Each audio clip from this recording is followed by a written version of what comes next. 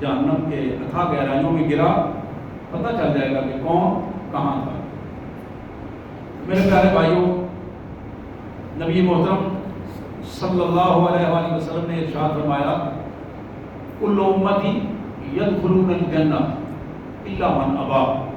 یہ بخاری اور مسلم کی حدیث ہے، بڑی معروف حدیث ہے، مشکوٰۃ شریف میں موجود ہے۔ میری ساری امت جنت میں جائے گی، کل امتی یدخلون الجنہ الا من ابا۔ ہاں وہ بندہ جنت میں، میری امت کا بندہ جنت میں نہیں جائے گا جس بندے نے جنت میں جانے سے انکار کر دیا، عملی طور پر یا زبانی طور پر۔ قیل فمن ابا یا رسول اللہ، تو صحابہ نے عرض کی حضور کہ کون بدبخت ہے جو آپ کا امتی اور جنت میں جانے سے انکار کرے؟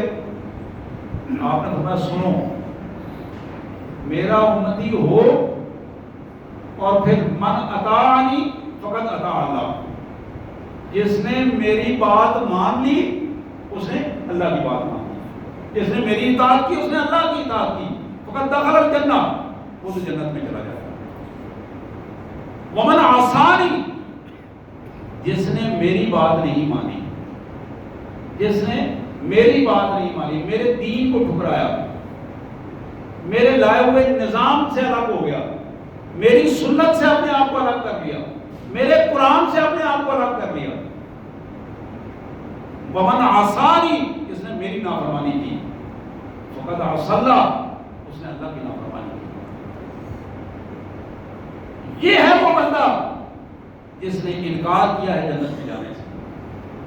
اور پھر آخری بات میں کر رہا ہوں، نبی رحمت صلی اللہ علیہ وسلم نے فرمایا کہ لوگوں، جہنم کی آگ میری امت کے 3 قسم کے لوگوں سے بھڑکائی جائے گی، میری امت کے 3 قسم کے لوگوں سے۔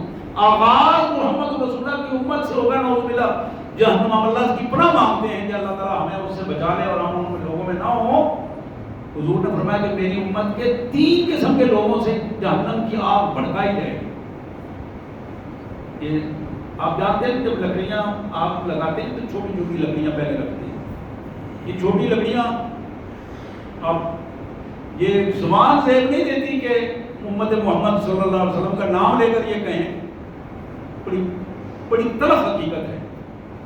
حضور نے فرمایا ان لوگوں میں ایک قسم کے وہ لوگ ہوں گے جو گردرے کٹائیں گے، خون بہائیں گے، نام اللہ کا لے رہے ہوں گے، لیکن حقیقت میں وہ ریاکاری کر رہے ہوں گے، نیتیں اور مقاصد ان کے کچھ اور ہوں گے، لیکن امت محمد کا نام بڑی تلخ حقیقت ہے، بڑی ہی تلخ حقیقت ہے۔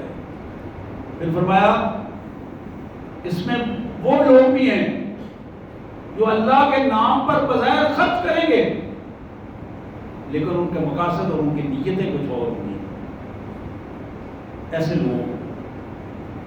پھر اللہ کے دین کو پیش کریں گے قرآن کی صورت میں، سنت کی صورت میں، دین کا نام لے کر، دین کا شیلٹر لے کر، علماء، قراء، مفتیان اعظام، پیران اعظام، صوفیاء کرام، دین کا شیلٹر لے کر، دین کا نام لے کر دین کو بیچیں گے اور پھر دین کے حوالے سے یہ کریں گے۔ میرے آقا نے فرمایا کہ یہ 3 قسم کے لوگ ہیں، ان کو اکٹھا کر کے ان سے جہنم کی آگ بھڑکائی جائے گی۔ یہ میری امت ہے، میں اللہ سے پناہ مانگتا ہوں، رو کر اللہ سے پناہ مانگتا ہوں۔ میں اپنی بہنوں کو بھی یہ درخواست کروں گا کہ میں نے جس طرح عرض کیا ہے کہ اپنے گھر کا ماحول سنوارنے کی کوشش کریں۔ یہ ہماری نسلیں ہیں، ہمارے بچے ہیں، ہماری بچیاں ہیں، جنہوں نے اگر وہ اپنے راستے سے بھٹک گئے، جس طرح کہ آج نسلیں بھٹک چکی ہیں، ان کو سنوارنے کا یقین کیجئے ایک ہی طریقہ ہے کہ وہ قرآن و سنت کے مطابق واپس آئیں، کوئی اور طریقہ نہیں ہے۔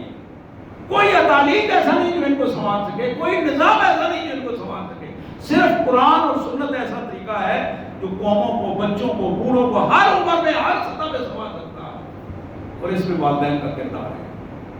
والدین اپنی مصروفیات کو کم کریں اور اپنا وقت نکال کر اپنے بچوں کے لیے، اپنے گھر کو جہنم کی بجائے جنت بنانے کی کوشش کریں. اللہ میں اس کی توفیق عطا فرمائے. وآخر دعوانا ان الحمد للہ رب العالمین.